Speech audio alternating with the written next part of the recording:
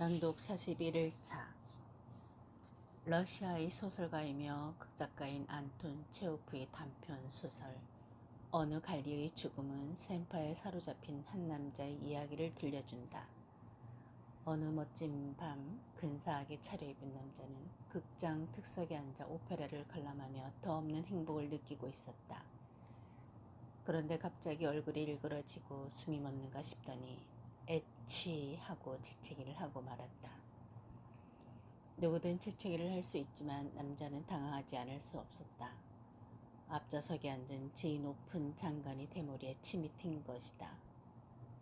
남자는 헛기침을 한 번 하고 나서 몸을 앞으로 숙여 장관의 귀에 낮은 목소리로 말했다. 용서해 주십시오, 장관님. 제가 재채기를 해서 침이 튀었습니다. 저도 모르게 그만. 이에 장관이 말했다. 아, 괜찮소. 괜찮아요. 남자는 다시 말했다. 제발 용서해 주십시오. 정말이지 이렇게 될 줄 몰랐습니다. 아, 됐으니 조용히 하시오. 공연을 볼 수가 없잖소. 남자는 어색하게 미소 짓고는 다시 무대로 시선을 돌렸다. 하지만 걱정이 돼서 더 이상 오페라를 즐길 수 없었다. 막간 휴식 시간에 그는 장관에게 다가가 잠시 주위를 맴돌다가 소심하게 말했다. 제가 재채기를 해서 침이 튀었습니다. 장관님, 용서해 주십시오. 전 사실 전혀 그런...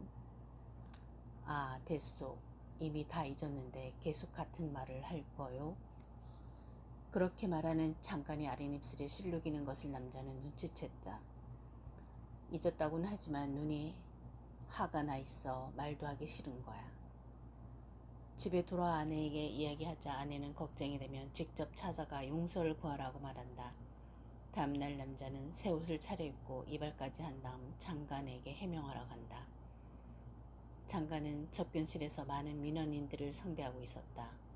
마침내 장관이 남자에게 시선을 향하자 남자는 말했다.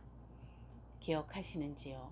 어제 오페라 극장에서 제가 재채기를 해서 뜻하지 않게 침이 튀어 죄송하... 뭐야, 이건 무슨 소리를 하는 거야? 그렇게 말하고 장관은 다음 민원인에게로 시선을 돌렸다. 남자는 얼굴이 새파래져서 생각한다. 나에겐 말도 하기 싫은 거야. 화가 난 게 틀림없어. 그렇다면 가만히 있으면 안 돼. 꼭 해명해야만 해. 장관이 마지막 민원인과 대화를 끝내고 자기 방으로 돌아갈 때 남자는 뒤따라가며 소심하게 말했다. 제가 장관님을 찾아온 건 참여하는 마음이 들어서입니다. 하지만 절대 일부러 침을 튀긴 게 아니란 걸 알아주십시오. 장관은 울기라도 할 듯한 얼굴로 한 손을 내저었다. 날 놀리는 거요, 당신. 그렇게 말하고는 자기 방으로 사라졌다. 남자는 생각한다. 놀리다니 무슨 말이지? 난 놀린 적이 없어. 장관이면서 그것 하나 이해 못하나? 정 그렇다면 더 이상 용서를 구하러 오지 않겠어. 차라리 편지를 쓰고 말지. 절대 오지 않아.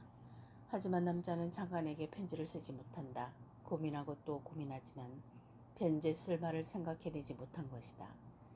그래서 다음 날 또 해명하러 찾아갈 수밖에 없었다.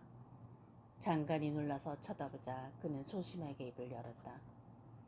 제가 어제 찾아왔던 건 장관님을 놀릴 생각이 전혀 아니었습니다. 단지 재채기를 하는 바람에 침이 튀어서 그걸 사죄드리려고 했던 것뿐입니다. 놀리다니요. 제가 어떻게 감히. 당장 나가. 격노한 장관이 몸을 떨며 소리를 질렀다. 왜 그러십니까? 공포에 질린 남자가 기어든 목소리로 물었다. 장관이 발을 구르며 다시 소리쳤다.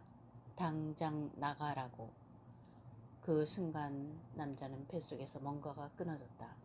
아무것도 볼 수 없고 아무 소리도 들을 수 없게 된 채 그는 뒷걸음쳐 거리로 나와 간신히 걸음을 옮겼다.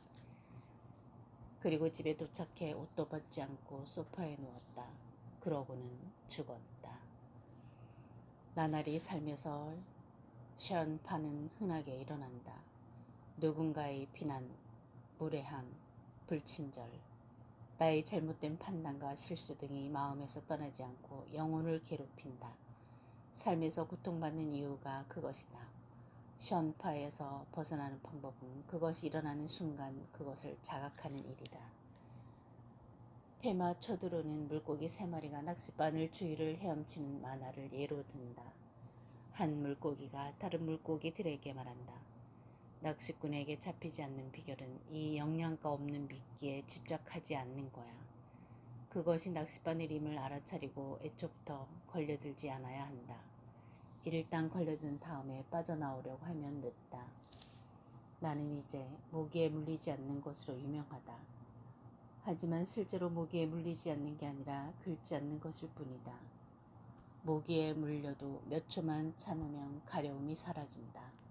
나아가 모기가 나를 물었군 하고 생각하는 대신 모기가 이마를 물었군 하고 생각한다. 모기에 물린 고통을 피를 흘리는 상황으로 발전시키지 않는 효과적인 방법이다.